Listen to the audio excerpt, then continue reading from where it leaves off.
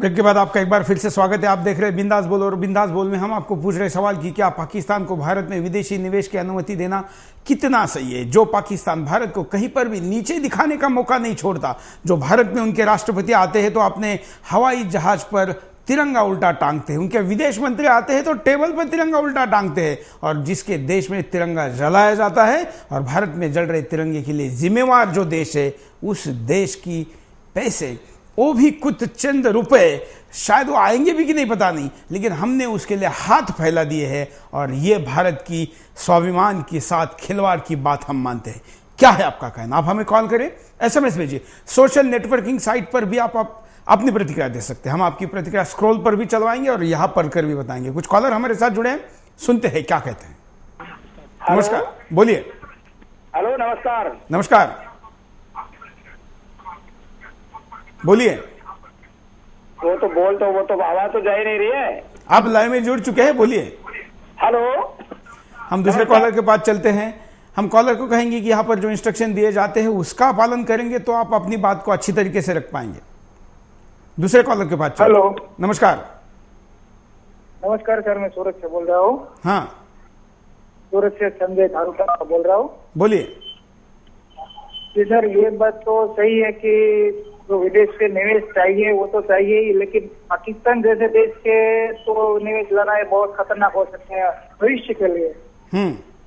और वैसे भी ये निवेश किस तरह से और कौन कौन किस किस लोगों से आ रहा है वो भी देखने वाली बात है। और वैसे भी ये जो पाकिस्तान की बात हो रही है वो तो बहुत खतरे वाली बात है, क्योंकि विदेशी निवेश के लिए और कई देश है जो भारत में निवेश करने के लिए अभी भी तैयारी है, लेकिन यहाँ से निवेश लेना मुझे कुछ गड़बड़ दिखती है इसमें।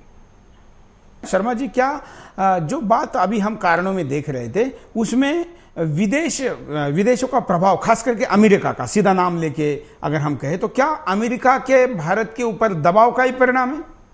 देखिए, अमेरिका या कोई भी राष्ट्र वो अपने हितों की रक्षा करता है, और आपसे जो कहता है वो अपने हितों के लिए कहता है, ना कि आपके राष्ट्र हितों के लिए।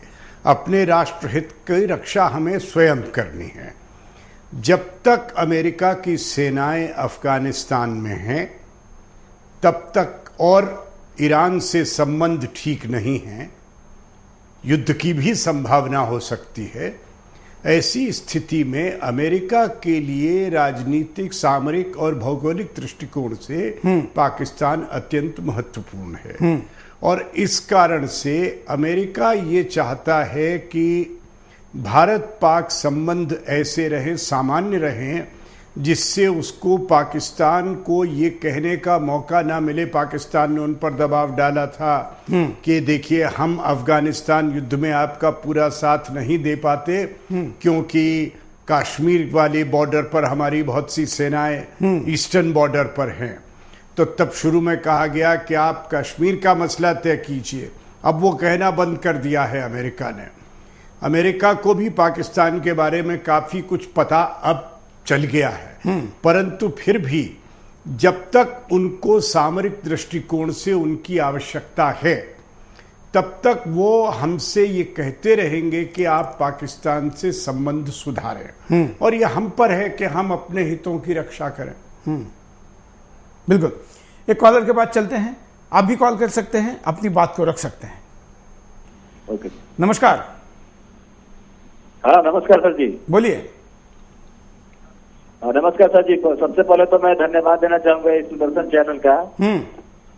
और मेरा इस मुद्दे पे ये कहना है सर कि ये पाकिस्तान तो हमारा शुरू से ही दुश्मन रहा है, और वो हमेशा हिंदुस्तान के खिलाफ एक्टिविटी करता रहता है। आज का न्यूज है सर कि कश्मीर में बहुत सारा हथियार, बम, गोला पकड़ाया है, और ये हिंदुस्तान ऐसा मूर्ख देश है जो जिसको मारता है बार बार उसी के साथ साथ बार बार आके मिलता है।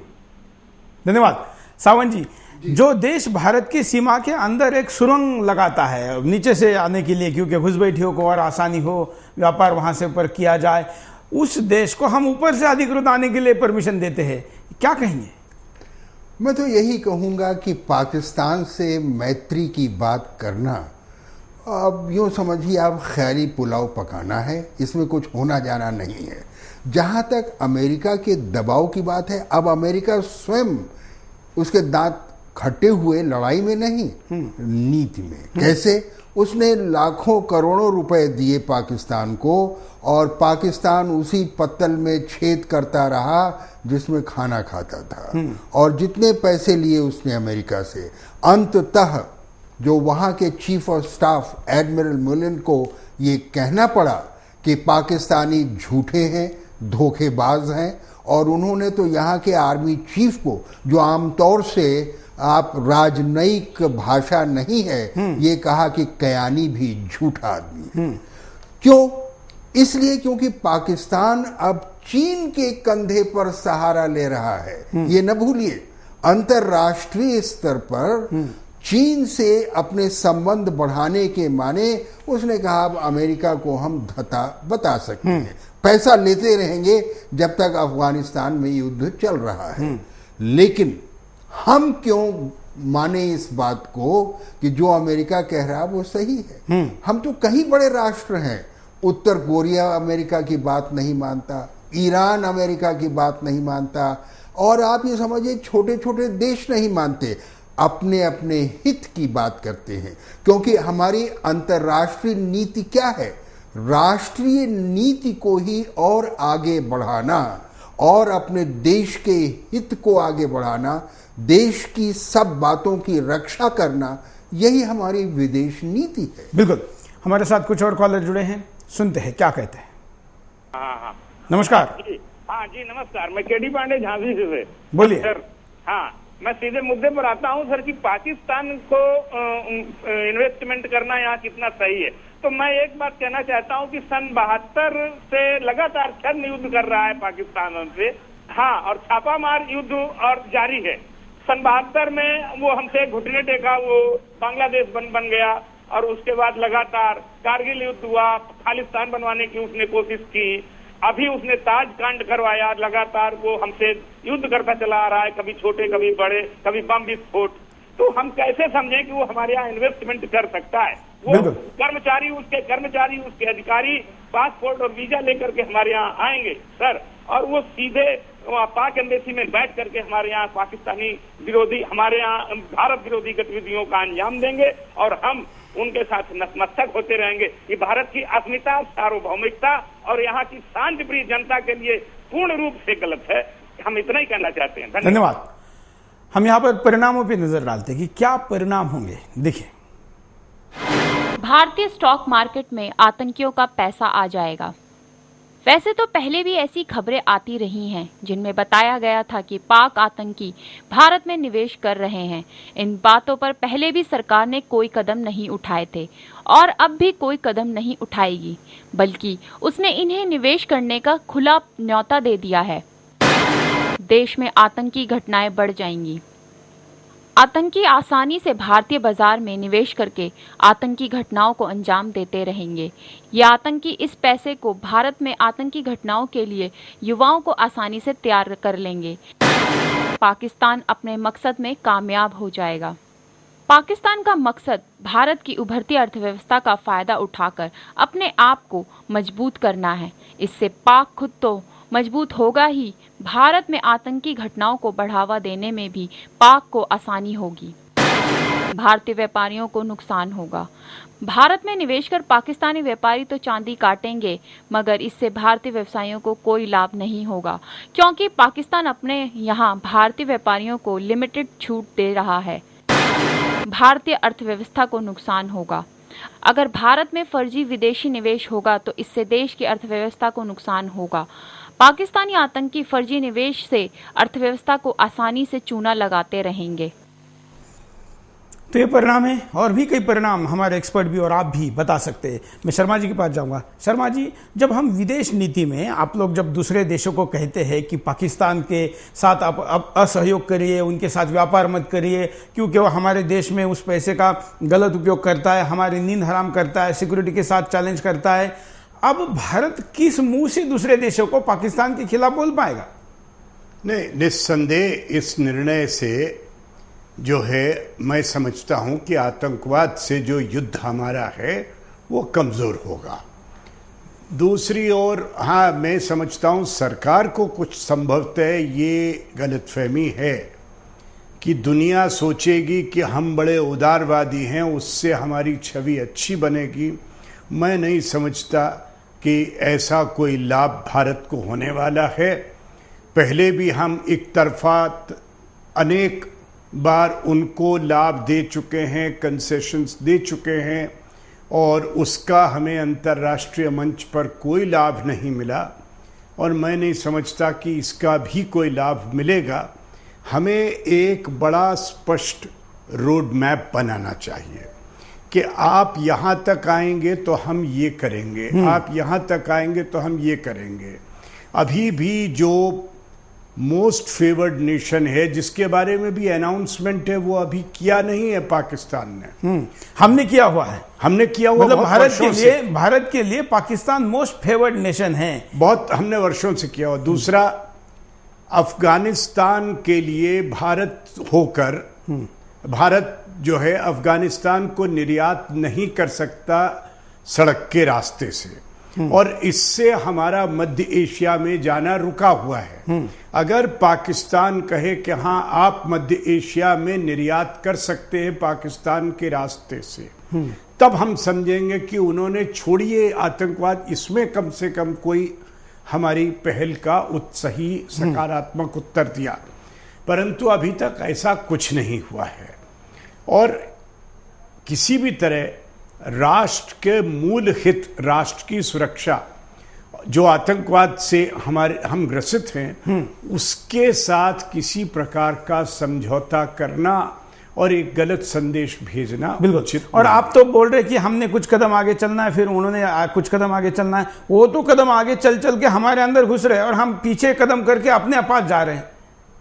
जी, दुर्भाग्यवश हमारी उदारवादी प्रकृति का हमें कोई लाभ नहीं हुआ है, और बल्कि ये संदेश गया है कि भारत तो हमारे विरुद्ध, बल्कि मैं ये कहूंगा शर्मा जी, जैसे गांधी जी कहते थे कि एक गाल पर मारा है तो दूसरा गाल आगे करो, यहां पर तो दूसरा गाल तो छोड़िए, सर भी आगे कर रहे, मुंह भी आगे कर रहे, सीना भी कर रहे, पीठ भी कर रहे, वो सब तरीके से मारा है, और फिर भी हम गांधी जी के बंदरों की बात सुन रहे हैं। जी हाँ, मैं समझता हूं कि पता नहीं क्या उनको विचार है, क्यों ऐसा सोचते हैं। कोई, मैं फिर कहूंगा, शायद इसका जवाब चित्तरंजन सावंत जी आर्मी वाले, हम भी शांति चाहते हैं। हाँ, शांति में दोनों देशों का लाभ है, परंतु शांति तभी संभव है यदि दोनों देश चाहते हैं। एक हमारे अकेले देश के सोचने से तो वो संभव नहीं है, और पाकिस्तान उस दिशा में सहयोग का जो है रवैया अपनाए तो हम आगे बढ़ें, अवश्य बढ़ें। बिल्कुल। सावंत जी, क्या वो जो एक सैनिकी शौर्य वाला मन होता है जो किसी भी राज्यकर्ता के पास होना चाहिए, वो नहीं है? उसका बहुत बड़ा कारण ये है कि हमारे राजनेता कभी भी सेना में प्रशिक्षण नहीं पाए हैं। इंग्लैंड में चाहे वहाँ का राजा हो या कोई हो, वो सदैव थल सेना, नौसेना, वायुसेना कहीं न कहीं प्रशिक्षण पाता है। मनोबल हमारे नेतृत्व का बहुत गिरा हुआ है, और कोई मुस्कुराता तक नहीं, क्योंकि काम के बोझ से इतने दबे हुए हैं या दूसरे देश इनको इतना दबा रहे हैं। तो क्यों हम दबते हैं? चरित्र बल की कमी है। यदि चरित्र बल हो, यदि धर्म का बल हो, हमें जो सेकुलरिज्म नाम की चीज है इसने निकम्मा कर दिया है, नपुंसक बना दिया है, क्योंकि हम उसके अर्थ गलत समझते हैं। ये धर्म निरपेक्षता नहीं है, पंथ निरपेक्षता नहीं है, यह केवल मुस्लिम तुष्टीकरण है और हिंदू विरोधी कार्यक्रम चल रहे हैं। और यही इसीलिए जो आतंकवादी पाकिस्तान से आते हैं उनको कहीं न कहीं कोई न कोई शरण देता है। 26/11/2008 में जो मुंबई में कांड हुआ, उसमें भी स्थानीय लोगों का सहयोग था। वो कौन थे? वो सरकार इसलिए नहीं बताना चाहती कि उसके वोट कट जाएंगे। बिल्कुल। तो जब आप देश को पीछे छोड़ते हैं और अपनी व्यक्तिगत राजनीति या दलगत राजनीति को आगे करते हैं, तो आप देश को धकेल रहे हैं ऐसी खाड़ी में, ऐसे समुद्र में जहां वो डूब जाए। बिल्कुल। हमारे साथ कुछ और कॉलर जुड़े हैं। आज के कार्यक्रम में जब पाकिस्तान का विषय होता है तो कॉलर तो ज्यादा होते ही, आज उससे भी ज्यादा कॉलर है। सुनते हैं क्या कहते हैं। हेलो, नमस्कार। हाँ नमस्कार सर। बोलिए सर, हमने तो सुना है और देखा भी है बार बार कि पाकिस्तान दुनिया भर में आतंकवादियों को निवेश करने के लिए जाना जाता है, न कि आर्थिक निवेश के लिए। ये आर्थिक निवेश के नाम पर अब भारत में और आतंकवादी भेजेंगे और फिर देखना इनसे जो आर्थिक निवेश से फायदा नहीं होगा उसके ज्यादा भारत सरकार को इनको चिकन बिरयानी खिलाने में खर्चा आ जाएगा। तो ऐसी देशभक्ति किस काम की है? इस सरकार से अब देश इसमें कोई समझ बच नहीं गई है, सिर्फ देशद्रोही काम ही कर रही है सरकार। जनता इसका फैसला लेना इस सरकार के बस की बात नहीं है। बिल्कुल, धन्यवाद। शर्मा जी, एक स्टेटमेंट आया था सरकार के किसी स्पोक पर्सन की तरफ से कि ये रमजान की भेंट है पाकिस्तान के लिए, लेकिन पाकिस्तान ने तो पुणे में हमको रमजान की भेंट सीरियल ब्लास्ट से दे दी। देखिए, मैं तो शुरू से ही कार्यक्रम कैसे कह रहा हूं, और हर कार्यक्रम पे, कि भारत पाक संबंध मित्रता संभव है या नहीं, इसका मूल निर्णय इस आधार पर होगा कि क्या वो जो जियाउल हक ने एक नीति कही थी कि 1000 कट्स, कि हिंदुस्तान की बॉडी को 1000 जख्म पहुंचाए जाए, ये नीति का त्याग कर दिया गया है या नहीं कर दिया गया है। अभी ऐसा कोई प्रमाण हमारे सामने नहीं आया है कि उस नीति के बारे में पाकिस्तान के सैनिक नेतृत्व में कोई दो राय हो। वो उसी नीति को दूसरे तरीके से अपनाना चाह रहे कभी, और इसीलिए भारत जो है वो आतंकवाद का दुनिया में सबसे बड़ा भुक्तभोगी है। और मैं समझता हूँ कि हमारा मुख्य उद्देश्य ये होना चाहिए कि आतंकवाद के मामले पर पाकिस्तान से कहा जाए कि जब आप इस पर ठोस कदम उठाएंगे तो संबंध आगे तब ही बढ़ सकेंगे। बिल्कुल। हम यहाँ पर रुकते एक छोटे से ब्रेक के लिए।